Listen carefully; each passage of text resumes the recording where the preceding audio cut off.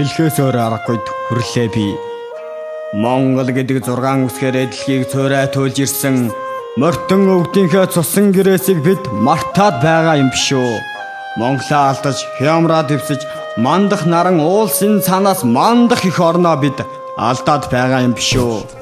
Өнөөдөр бид хангалуун амьдарч байж болно. Өлгийн их орон минь харин хоосроод байгаа юм биш үү? Өвлийн хүйтэн саруудыг туулах төсвөр төвчээр байж болно.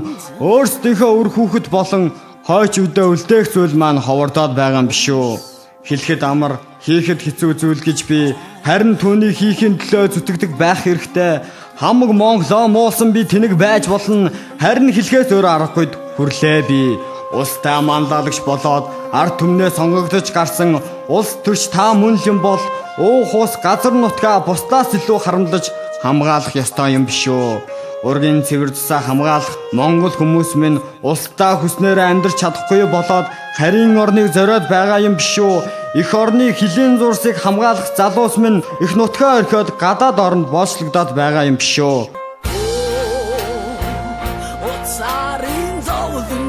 Эх орныхон 408 зохист байдаг аймагуудыг сахих элгэн ахан дүүс минь ховордоод байгаа юм биш үү?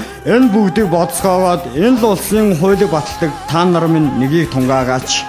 Өглөөний тунгалаг агаарыг амьсгалах гэтэл өөрийн минь хоолоороо утаас ингэнэг шиг санагдаад өмнөө байгаа Улаанбаатар хотоо хартал өөрийн ирэхгүй сэтгэл минь шимширх шиг боллоо. Цэвэр агаар бараг бий болж сүүмэлзэх манан айтай бөөн утаал харагдан сүүгөө өргөж дээжээ бурхандаа өргөдөг сайхан ээжийн хайраар дутсан юм шиг санагдлаа. Нийгмээс тусгаарлах хэрэгтэй гэж зарим хүний үздэг шиг нийтийн эрүүл мэндэд яагаад анхаарал тавьж болохгүй гэж хотоор дүүрэн хог хаягдал хөгжиж байгаа улсын минь өнгийг минь дараад байна. Хэдэн улс төрчдөө муулсан юм алхаа хэрэлзэн суухаар ядаж үүнд анхаарлаа хандуулаач гэж хүссэн юм. Хийсэн юм надад байхгүй ч гэлээ хэлэх хэрэгтэй би монгол хүн худал үннийг мэдэхгүй чалчиж байгаа ч гэлээ хэлхээс өөр аргагүй хүрлээ би. Хямрлаг түн бид биш билүү. Хэрлэн он туул голоод минь цаан чин ширгээд байх шиг байна. Хин ч итгэхээр би худал ярьж байхаар харин ширгэж байгаа нөөцийн усаа хамгаалах ёстой юм биш үү? Хүний эрхийг их л ярьдаг мөртлөө хэдэн толгой баяны боолын улсад амьдраад байгаа ч юм шиг хэдэн төгрөг олохоосоо илүү хоосон хонож илүү их ажиллаад ч байгаа ч юм шиг уул нь 90 он гарч арслын далбааг дуудаж ирэх чөлөөг олж авсан мөртлөө ард түмэнд минь эрх тэгш байл байгаа билүү?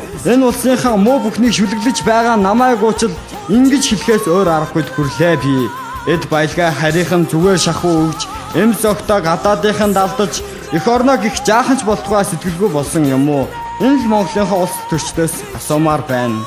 Би хэн нэгний захиалгаар үнийг хэлээгүй. Би улсынхаа муу бүхнийг албаар тодруулаагүй.